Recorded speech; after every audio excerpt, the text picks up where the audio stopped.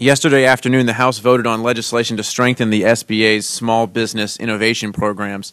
And in debating that bill, the same two themes kept coming up over and over again: job creation and economic growth. Those are areas in which our country has traditionally excelled, thanks largely to an emphasis on research and development.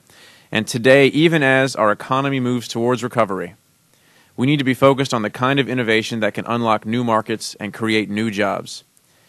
The Research and Experimentation Tax Credit, commonly known as the R&D tax credit, is a tested means for doing just that.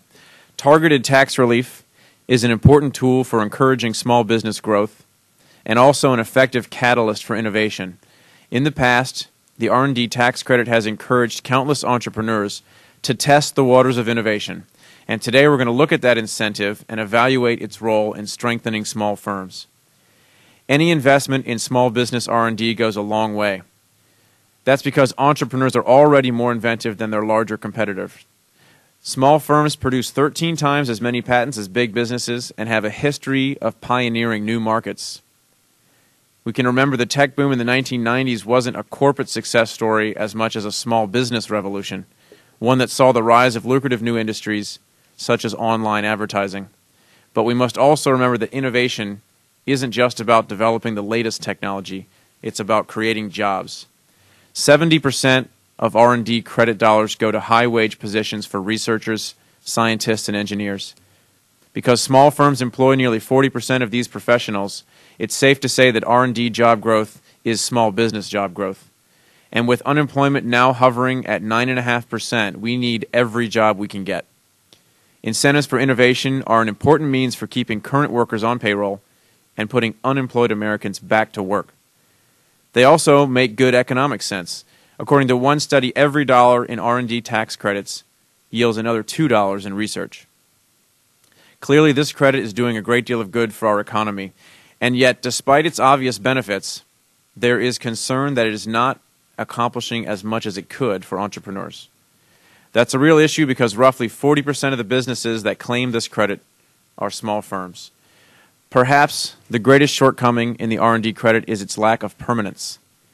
In the nearly 3 decades since its inception, the incentive has never been cemented. Instead, it's been reauthorized 1 year at a time, often at the last minute, retroactively and after the credit has expired. Now, if that sounds convoluted, it's because it is. And needless to say, these actions have added an element of uncertainty to an already risky R&D process.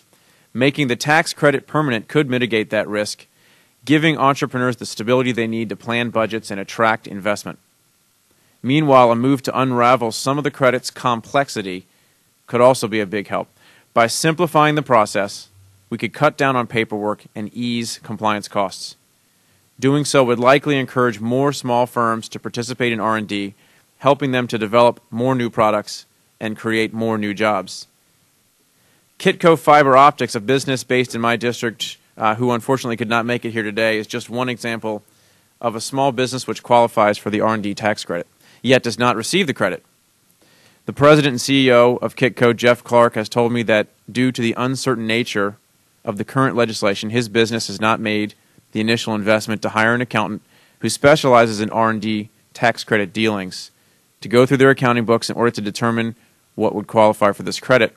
And my hope is that taking action to both simplify and make permanent the R&D tax credit would encourage Kitco and other small businesses to use the incentive to increase their growth and productivity. The strength of our economy has always been driven by the innovation and hard work of our small entrepreneurs, and as we work to create jobs and get our economy moving again, we must once again look to small business to lead the way. By strengthening the R&D tax credit and cutting taxes for small businesses, we can give our most inventive firms the tools they need to innovate and grow. And most importantly, as we face increased competition from abroad, continued investment in R&D will help us retain our standing as home to the world's greatest technological advances. I'd now like to thank today's witnesses in advance for their testimony. I know that we're all looking forward to hearing from them.